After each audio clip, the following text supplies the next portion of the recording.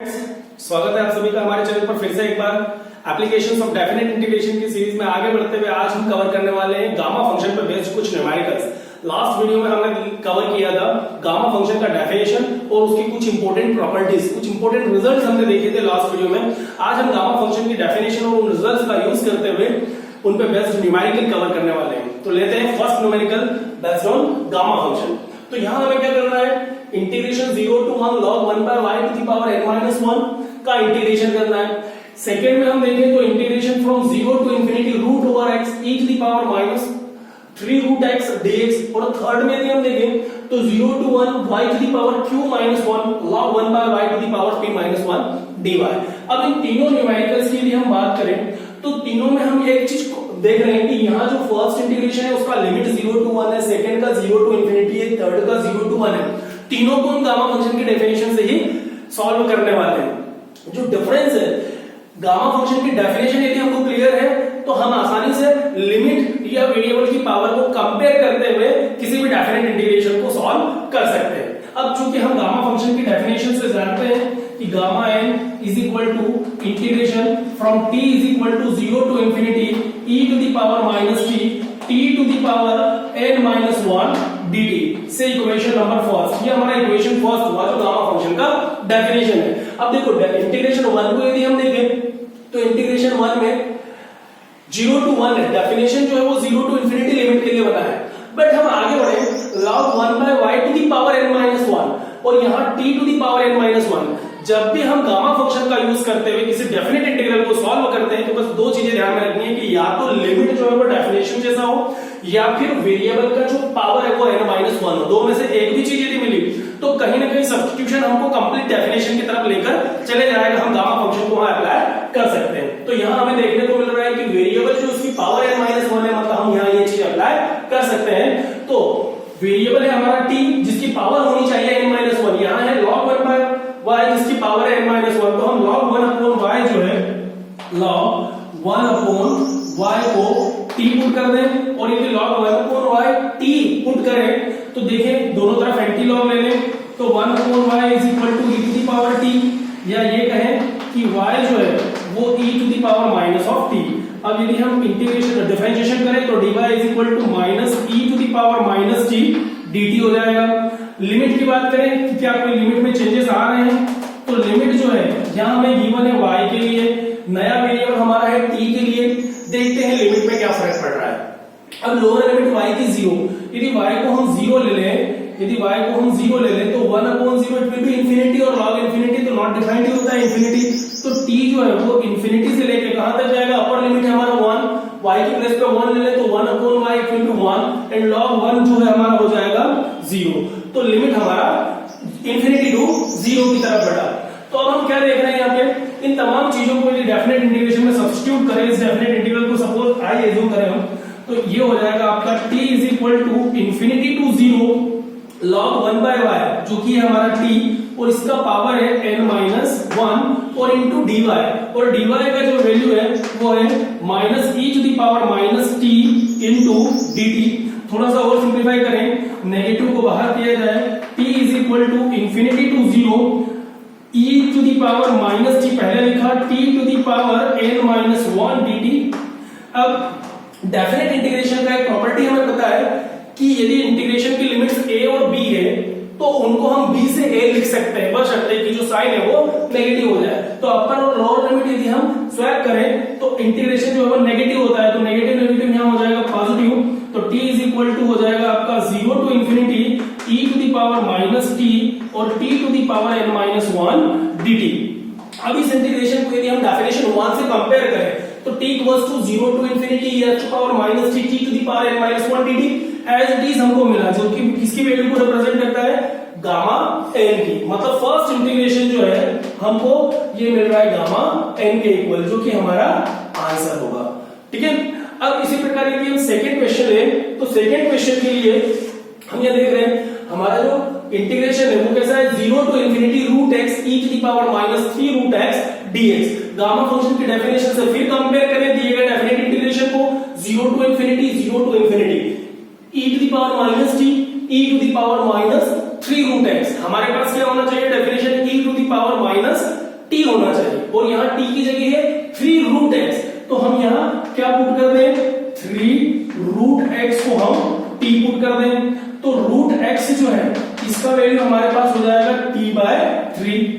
3 root x is equal to T, तो root x will be T by 3। अब यदि root x को differentiate करें दोनों तरफ का, तो रूट एक्स का हुआ 1/2 रूट एक्स dx और t का हुआ dt बाय 3। अब यदि थोड़ा सा और सिंप्लीफाई किया जाए तो dx is equal to 2 root x by 3 dt। 2 root x को भी राइट साइड शिफ्ट किया तो dx का जो वैल्यू है वो हो जाएगा 2। अब रूट एक्स को फिर क्या लिखा जा सकता है t बाय 3, तो इस रूट एक्स की प्लेस पे हम लिखें t बाय 3 और ये 2 बाय 3 हमारे पास पहले से अवेलेबल था इनटू dt। मतलब dx जो है इसका वैल्यू हमारे पास आ गया 2t dt बाय 9। अब देखिए यहाँ लिमिट में कोई चेंजेस आ रहा है क्या? अब लिमिट जो है हमारा वेरिएबल था x जिसको हमने चेंज किया t पे, तो t के लिए नई लिमिट देखें तो t टेंड्स टू, देखो x का वैल्यू था अपना lower limit 0 upper limit infinity. यदि हम x को 0 करें तो t का वैल्यू भी 0 ही मिलेगा, x को इंफिनिटी करें तो root infinity means infinity, t जो है वो इंफिनिटी जाएगा। तो यहाँ पे लिमिट में कोई चेंजेस नहीं देखने को मिल रहे हैं, तो t जो है वो 0 से इंफिनिटी की तरफ जाएगा। अब इन तमाम सब्स्टिट्यूशंस को हम डेफिनेट इंटीग्रेशन में सब्स्टिट्यूट करें तो डेफिनेट इंटीग्रेशन को हम एज्यूम करें i x is equal to 0 to infinity की लिमिट जो है वो चेंज हो गया t is equal to 0 to infinity. अब रूट x और रूट x का जो वैल्यू है हमारे पास t बाय 3 है into e to the power minus 3 root x, और 3 रूट x को हमने सब्स्टिट्यूट किया है यहाँ पे t और साथ में आएगा आपका dx, और dx का जो वैल्यू है वो मिलेगा हमें 2t बाय 9 dt। ठीक है, अब इन तमाम चीजों को हम सॉल्व करें, सिंप्लीफाई करें, देखिए क्या मिलता है 2 3 9, ये तीनों कांस्टेंट है, इनको सबसे पहले हम बाहर करें तो 2 अपॉन 9 3 जा 27 integration t is equal to 0 to infinity e to the power minus t बचा, t इंटू t मिलके हुआ t स्क्वायर dt। अब इंटीग्रेशन को यदि हम देखें डेफिनेशन से कंपेयर करें तो 0 to infinity e power minus t t to the power n minus 1, यहां है हमारे पास t टू द पावर 2, तो 2 को भी यदि n माइनस 1 के फॉर्म में हम लेके जाएं तो 2 की प्लेस पे लिखा जा सकता है यहां 3 माइनस 1।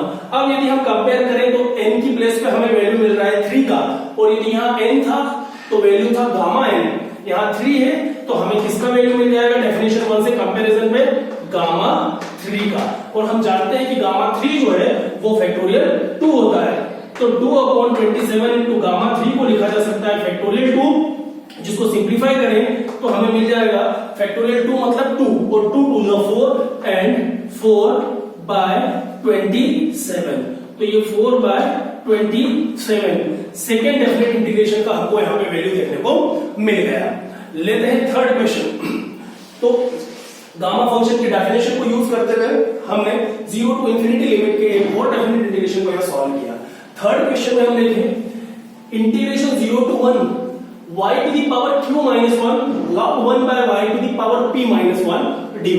अब यहां फिर देखने को मिल रहा है कि इंटीग्रेशन का लिमिट 0 टू 1 है, बट गामा का डेफिनेशन जो हमने देखा है इंटीग्रेशन का लिमिट 0 टू इंफिनिटी है।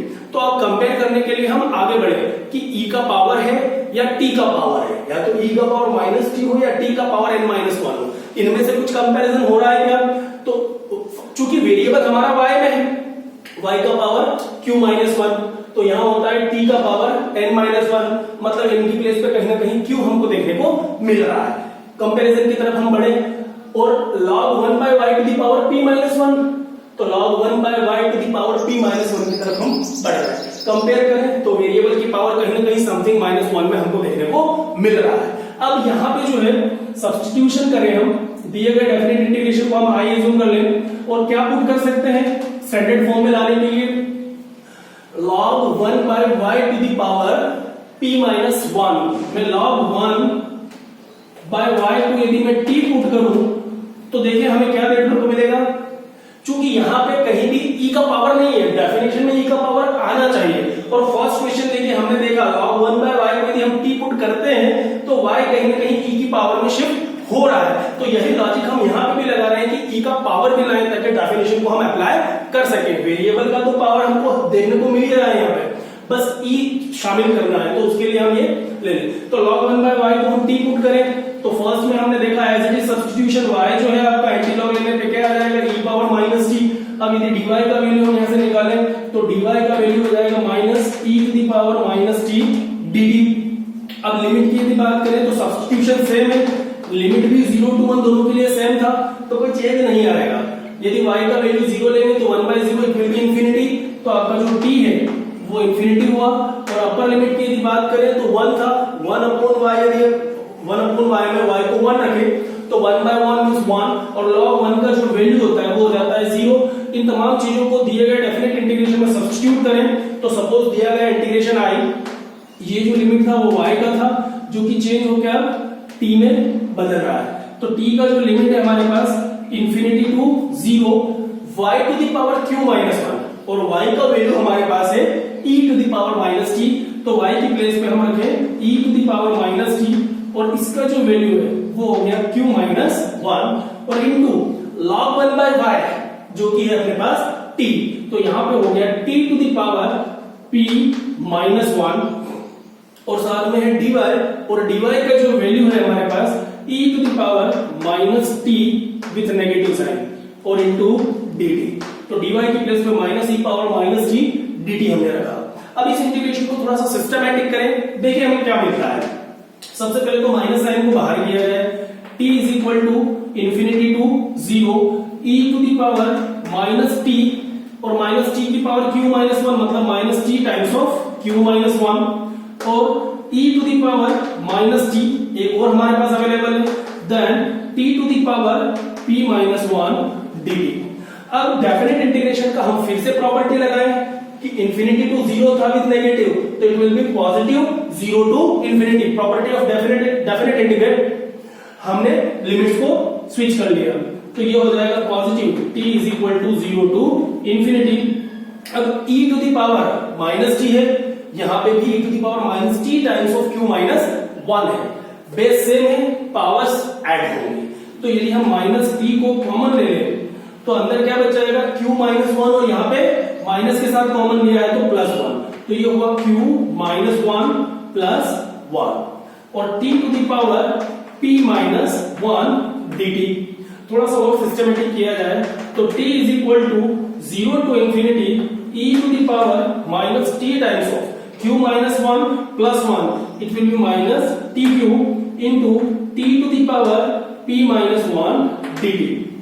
अब e का पावर जो है डेफिनेशन में कैसा होना चाहिए माइनस 1t और यहां कैसा है माइनस qt। तो हम क्या करें यहाँ पे ये qt या tq को फिर से एक नए वेरिएबल के साथ चेंज करें, शिफ्ट करें। तो हम फिर एक सब्स्टिट्यूशन ले लें यहाँ पे कि put qt is equal to x, इसको फिर एक नए वेरिएबल x से रिप्लेस कर दो qt को। अब यदि qt में वेरिएबल क्या है हमारा t, क्योंकि इंटीग्रेशन किसका रेस्पेक्ट में है t के रेस्पेक्ट में, तो यहाँ पे t जो है वो वेरिएबल है, q जो है वो कांस्टेंट है, तो t का जो वैल्यू है वो क्या हो जाएगा x अपॉन q। तो dt का जो वैल्यू है वो क्या हो जाएगा dx अपॉन q। अब देखिए क्या लिमिट में कोई फर्क पड़ रहा है सब्स्टिट्यूशन से। लिमिट t 0 तो x भी 0, t इंफिनिटी तो इंफिनिटी इंटू q, x भी आपका इंफिनिटी है, मतलब लिमिट में जो है वो कोई फर्क नहीं पड़ेगा। तो x का जो लिमिट है वो भी 0 टू इंफिनिटी ही रहेगा। अब यहाँ पे हम वैल्यूज को सब्स्टिट्यूट करें, देखिए क्या मिलता है। तो x का जो वैल्यू है वो 0 to infinity e to the power minus qt, तो e to the power minus qt will be x, तो e to the power minus x t और t का वैल्यू है x बाय q, तो t की place में रखा x by q और इसका जो पावर है p माइनस 1 और dt का वैल्यू है dx अपॉन q। अब इसको थोड़ा सा और सिंप्लीफाई किया जाए तो हम यहां देख रहे हैं इंटीग्रेशन किसका रेस्पेक्ट में है x के, तो वेरिएबल हम किसको मानेंगे x को। तो p और q जो है पूरे डेफिनेट इंटीग्रल के केस में कांस्टेंट का रोल प्ले करेंगे। तो ये जो q है डिनोमिनेटर का ये कांस्टेंट है, इसको हम बाहर कर सकते हैं। तो ये q और यहाँ q का पावर जो है p माइनस 1, तो q का पावर p माइनस 1 और q का पावर 1 मिलके हुआ q का power p minus 1 plus 1 cancel हुआ, तो बाहर हमने क्या कर दिया q का power p, q power p minus 1 नीचे और q power 1 minus 1 plus 1 cancel होकर ये बचा और x is equal to 0 to infinity e to the power minus x और x का पावर जो है वो क्या हुआ हमारे पास p माइनस वन dx, और डिनोमिनेटर से हम q की पावर p माइनस वन को इस q के साथ एडजस्ट करके पहले ही बाहर ले आए। अब डेफिनेट इंटीग्रल का प्रॉपर्टी हमसे कहता है कि यदि आप वेरिएबल को चेंज करना चाहें तो कर सकते हैं, लिमिट सेम हो, वेरिएबल हम हमारे हिसाब से रिप्लेस कर सकते हैं। हम चाहे तो इस x की जगह t भी रख सकते हैं।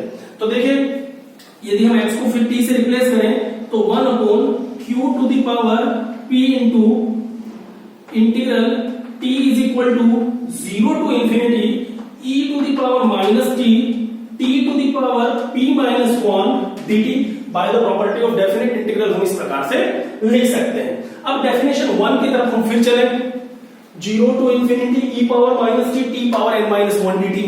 यहां देखें 0 to infinity e power minus t power p minus 1 dt। तो कंपैरिजन करें, n था तो गामा n की जगह हमें क्या मिला p, तो वैल्यू किसका होगा यहाँ पे गामा p का वैल्यू होगा। मतलब यहाँ पे जो इंटीग्रेशन है वो हो गया आपका गामा p और अपोन में अपने पास चल रहा है q to the power p। मतलब यदि हम इस डेफिनेट इंटीग्रेशन की बात करें तो इसका हमें जो वैल्यू है वो क्या मिल गया gamma p upon q to the power p, gamma p upon q to the power p। इस प्रकार से हमने इस डेफिनेट इंटीग्रल की वैल्यू की with the help of definition of gamma function हमने बड़ी आसानी से फाइंड आउट कर लिया। उम्मीद करेंगे आपको तीनों न्यूमेरिकल समझ में आए होंगे। नेक्स्ट वीडियो में आते हैं हम बीटा फंक्शन पे काम करेंगे। बीटा फंक्शन का डेफिनेशन, उसकी कुछ प्रॉपर्टीज, उसके कुछ रिजल्ट्स, न्यूमेरिकल्स डिस्कस करेंगे। उम्मीद करेंगे आपको समझ में आया होगा। Thank you very much, thanks for watching this.